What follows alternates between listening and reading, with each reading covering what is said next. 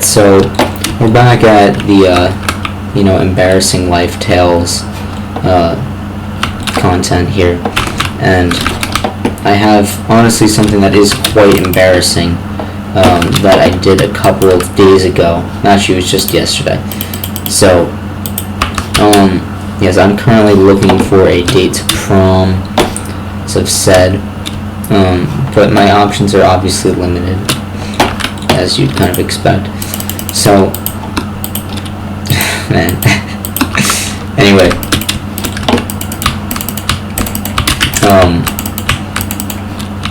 yeah, but I decided that really I should just try to just accept getting rejected by a decent amount of people and not really try to hold my pride. I mean, I feel like the skill of knowing how to handle a rejection is a pretty important skill for life overall. So I should really actually practice it, because people have a hard time practicing it because no one wants to get rejected. So,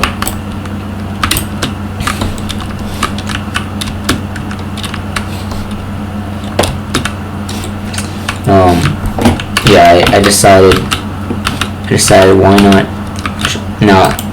try to ask out this one girl who I am somewhat interested in going with.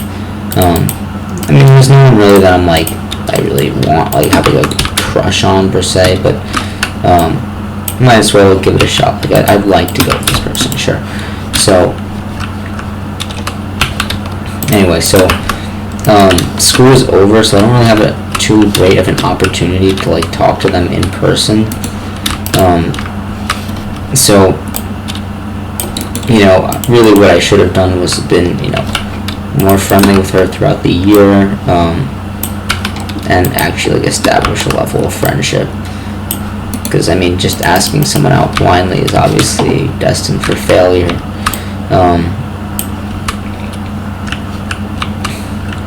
Anyway, so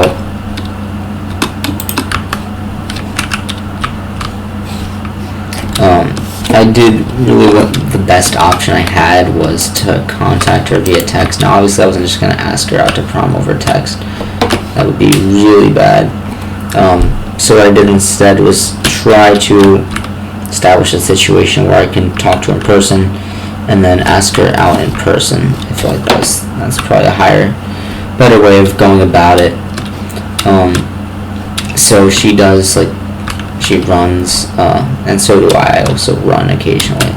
So I was like, alright, I'm going to see if she wants to go for a run together, and then I can ask her out either after the run or whatever the case might be.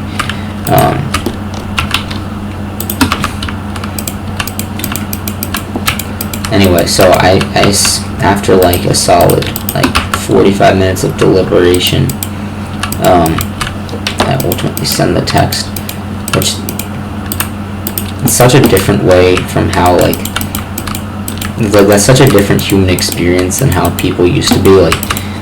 Just deliberating over the pressing of a button for an hour is just such a different way of dealing with things, which is pretty crazy. But anyway, so yeah, I deliberate and ultimately I do send the text, which I feel proud of the fact that I was brave enough to at least do that. I know a lot of people would be, because the other thing is, it's one thing to be brave when you know that you have a high chance of success in whatever you're doing, and you feel very justified in what you're doing, but there's a lot of cognitive dissonance in my decision to send this text, because it's really, I know that it's kind of a weird thing to do, because I don't really talk to this girl very much, and it's kind of weird to just randomly out of the blue just ask her if she wants to go for a run. Even though we do share a common interest, we never talked about it in person, so it's kind of a weird thing to do. So that's why it takes an hour to deliberate over it, because you really know that it's not really the best thing to do, but still it's was kind of my only option. If I so I give it a shot. I send the message. I say, I'm going for a run tonight if you want to join. Which it's probably phrased in a decent enough way, the best you can do it. But either way, it's still kind of a weird message to send to someone out of the blue. Anyway, so she doesn't respond for like an hour, and then she says, hey, sorry, I was at swim practice. Which, I mean, fair enough. So yeah, I guess the lesson here is just you have to understand that obviously she doesn't want to go, because if she did, she'd say that she wanted to. She'd like arrange another date where it would work better for her or something. So you just have to accept it as she doesn't really want to hang out with you, and that's fine. But anyway, it just contributes to the overarching like period in my life where it feels like people don't really want to hang out with me. And a lot of it is my fault. Like, I'm just not managing social situations in a way that would make me seem cool or like something people would want to talk to. So, you know, it makes sense. It certainly makes sense. Anyway, so I'm in a bad mood at this point in the day, and I decide, alright, what do I do? Now my most recent fascination is, particularly when I'm in a bad mood, to go around the corner to a basketball court and just shoot hoops for a while. Because the alternative is just me sitting at home consuming food, which is just detrimental. So I think an important skill, and I've made a short about this, is to be skilled enough to realize that it's okay to not progress forward. Life isn't all about progressing forward. It's also about just maintaining where you are and not being in a state of getting worse. And so by eating food, you're just getting worse. Whereas by going and playing basketball, while it's not necessarily like the most practical skill, it's not necessarily going to really have too many real world applications. You know, it's still not, you're not getting fat off of it, you know, which is better than being in a bad mood and getting fat off of something. So, can I add, does this have to be like a, whatever, I think that has to be like a netherite thing.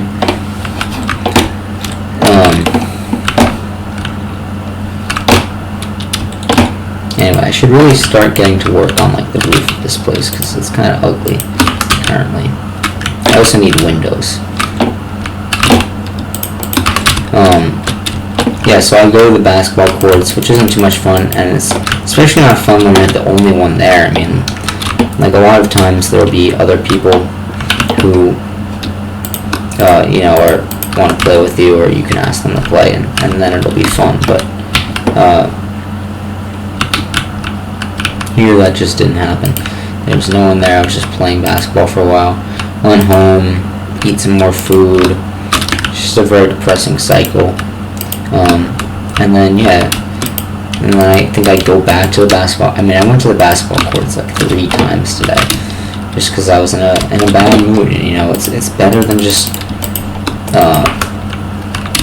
It's at least a healthy way to take out frustration, or I don't even know if you're really taking out frustration, but at least you're burning some sort of energy.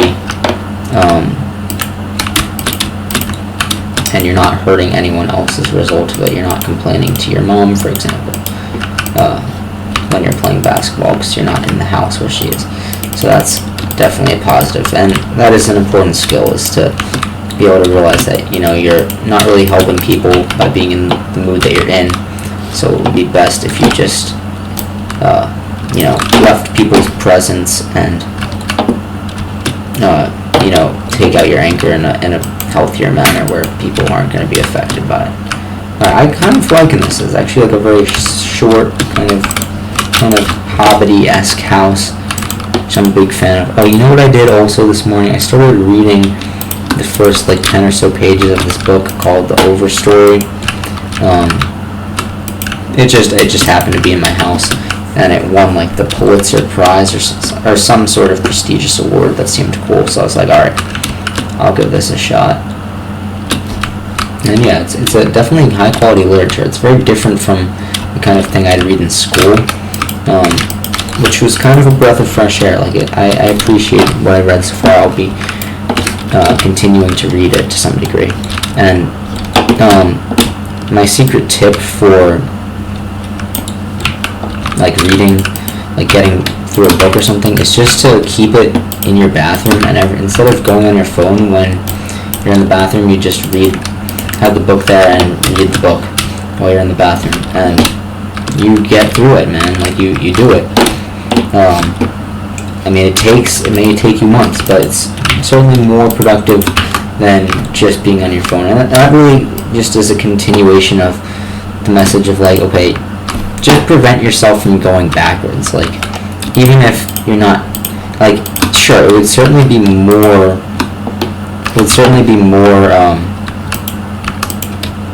productive to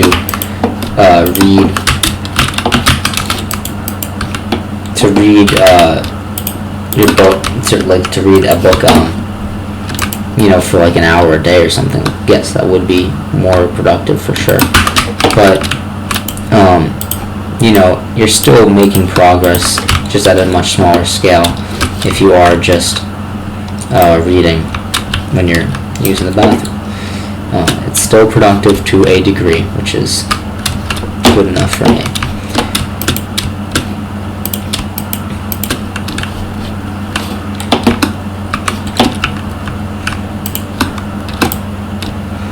Anyway, so I'm sort of running out of things to say at this point. I also have, I think, genuinely made a little bit of strides towards being able to focus on what I'm saying rather than just what I'm doing in the game, because I've actually been able to, I'm just proving my point wrong right now. I'm really not concentrating, but I built this like whole house, and I've been concentrating. I just got a text message. It's always depressing when you get a text message and it's like you're like expecting it to be from a friend, and it's like a message from like your local pizzeria that says, we're giving you guys a discount on pizza. And it's like respectfully, no one cares, man. Like, I don't even go to your store. It's depressing because you just want people to text you and have an interest in you. I just got another text message. That means it's from a real human. That is big. You know what? Should I go over and see who it is on video? Let's see. While I'm in the recording studio. Oh hey, it's my D&D group that I'm in. Because of course, the person who makes Minecraft videos is in a D&D group. They want to run a session within the next week or so, which is fun, I guess. I mean, it kind of feels lame when you want like people with actual social reputations to invite you to things as opposed to like people who go to a D&D group. But whatever.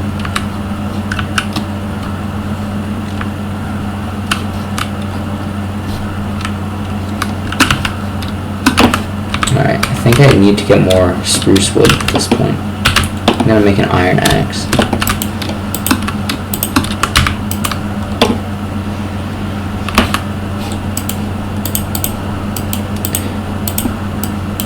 I suppose I can also commentate on the game. So I think this video is quite long at this point.